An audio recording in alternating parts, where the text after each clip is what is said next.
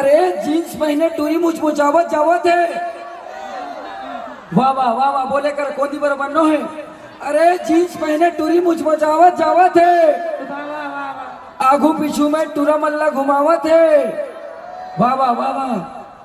अरे जीन्स पहने टूरी मुचमुचावत जावत है। सब कोई वाह वाह बोले करो ने यार। ए बेटी मन के कार्यक्रम कैसे लागिस? बढ़िया लागिस?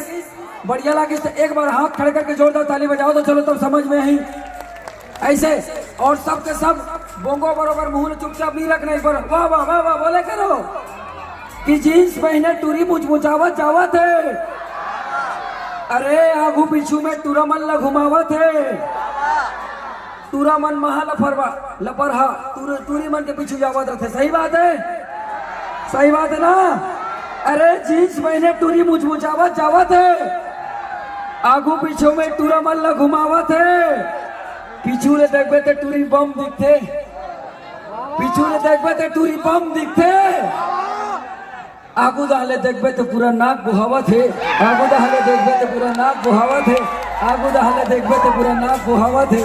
छत्तीसगढ़िया छत्तीसगढ़िया। अरे पीछू दहले देखबे तो टूरी बम दिखते। आगू दहले देखबे तो पूरा नाक बुहावत है। धन्यवाद। तो नाक नहीं बुहाई सिस्टर से टेंशन मत ले है ना। धन्यवाद। चलिए एक बार जोरदार संजय भैया 1 मिनट रोक दीजिए। बोल छत्तीसगढ़ मातारी की। अरे रिश्तों का धागा इतना कच्चा नहीं होता।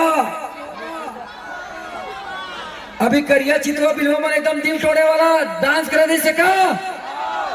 अरे रिश्तों का धागा इतना कच्चा नहीं होता। किसी का दिल तोड़ना अच्छा नहीं होता।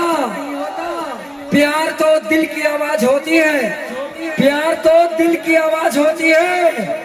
अरे कौन कहता है कि एक तरफा प्यार सच्चा नहीं होता? कौन कहता है एक तरफा प्यार सच्चा नहीं होता? नहीं होता। आई लव यू बारो जप ले आगे बारो 1 2 3 स्टार्ट।